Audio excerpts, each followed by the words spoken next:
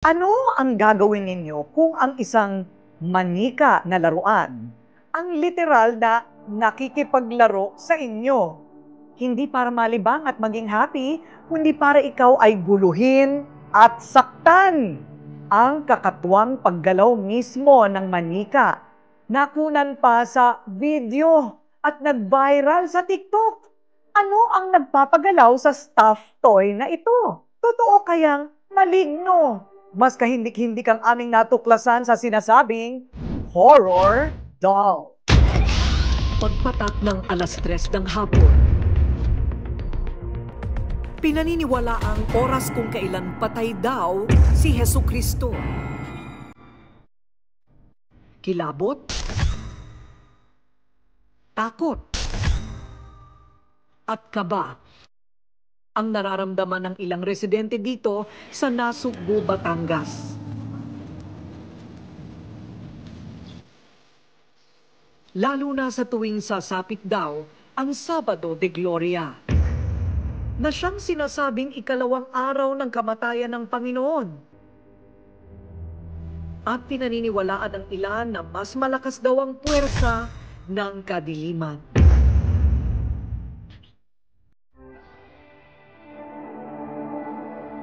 Kasabay ng pangambang ito ng ilang residente ng Barangay 12 ay ang dobling sindak sa dalagitang si Princess, 19 na taong gulang.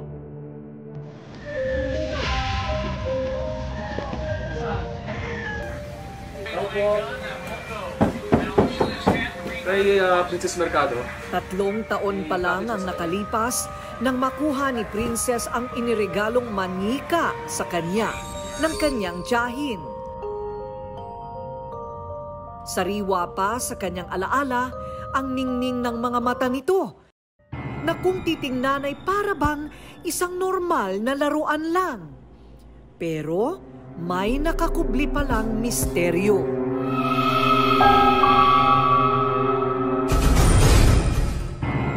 Gaya ng ibang kabataan, libangan din ni Princess ang social media, at isa sa paborito niyang gawin ang mag-TikTok.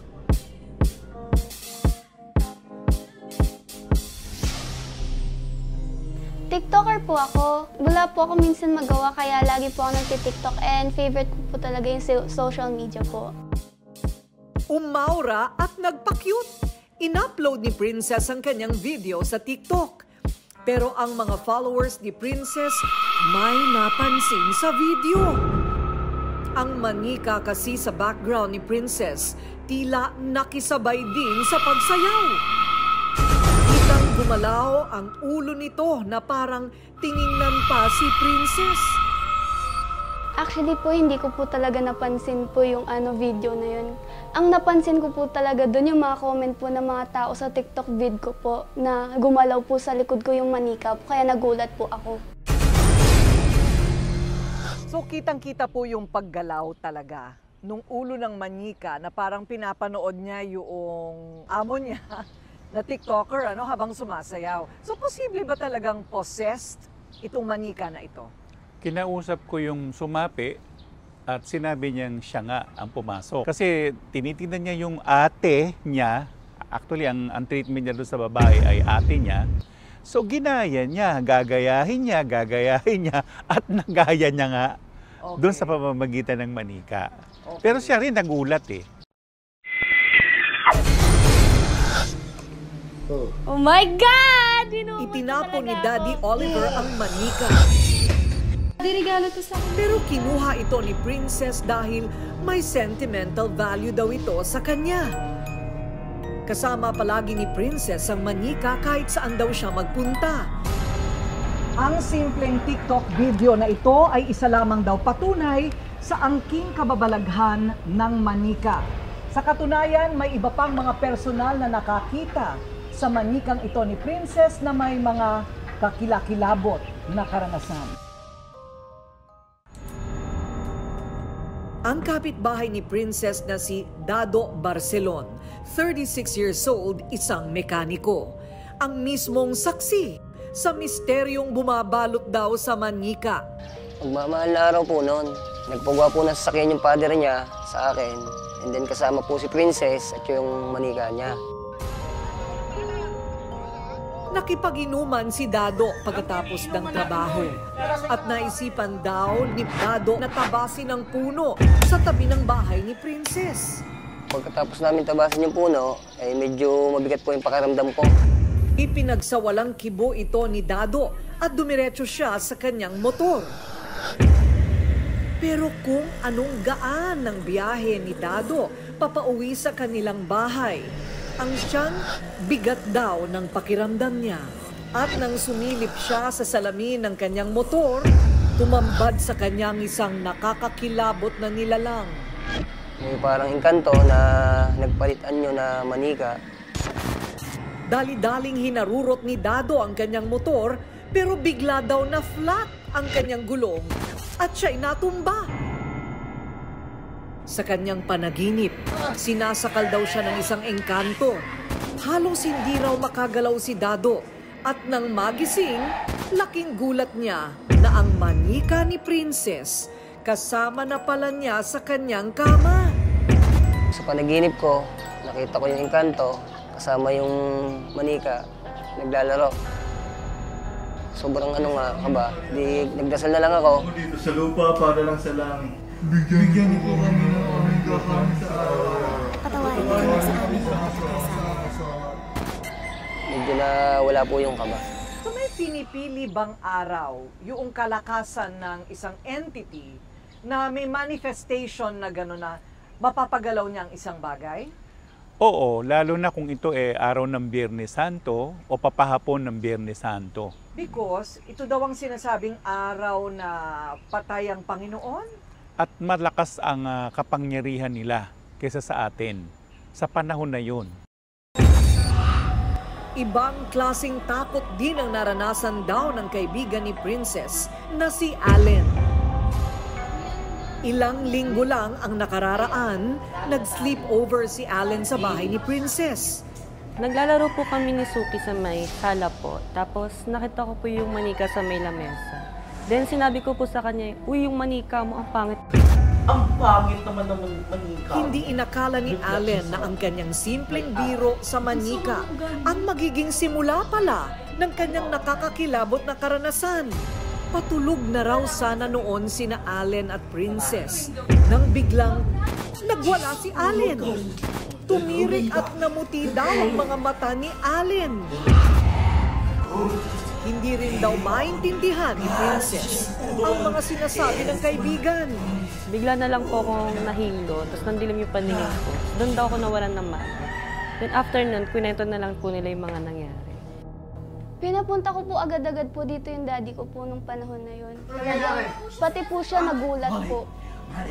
Dali-daling kumuha ng rosaryo si Princess at sinubukang ilagay sa kamay ni Allen. Pero nagsimula na siyang manakit at mangalmot. Nung mga oras na yun, tumawag sila ng manggagamot.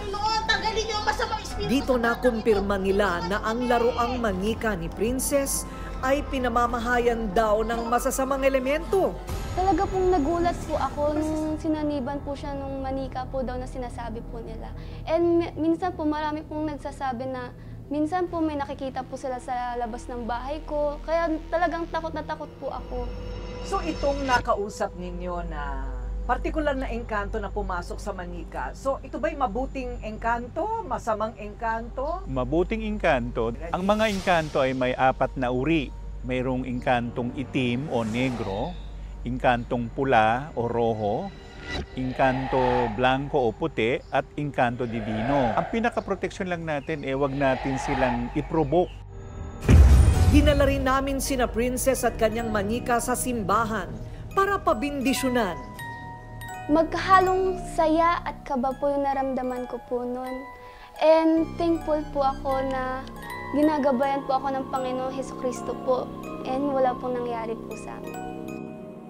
Ayon sa simbahan Katolika, wala raw dapat ikatakot sa pagsapit ng mahal na araw dahil ito ay mga banal na araw ng Panginoon.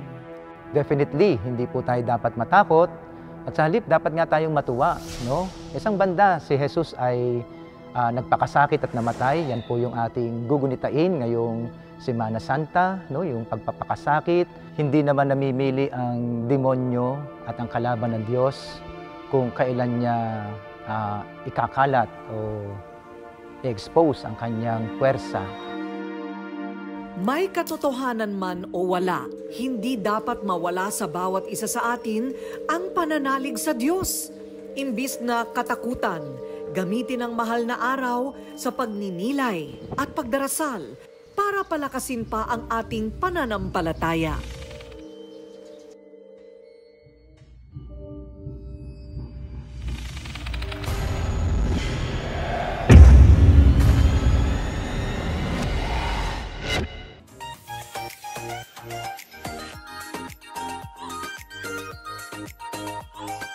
I don't use any other shampoo and conditioner except Happy Hair shampoo and conditioner. Ayan.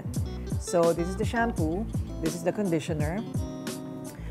I super love this product.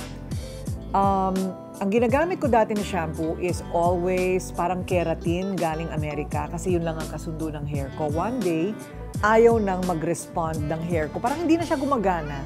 Talagang parang kulot na hindi mo maintindihan na pasunog sa hair dye. So, I used this one. This is what I made. May keratin, may argan oil. All the best ingredients. Kaya medyo mas mahal siya kaysa sa ibang shampoo. But you get quality. And guess what? Nung ginamit ko yung shampoo and conditioner ng Happy Hair, dapa ulit ang buhok ko. Super straight na yung hair mo, super kintab, and tumigil ang falling hair ko. That's Happy Hair shampoo and conditioner. I love and I am so proud of these products.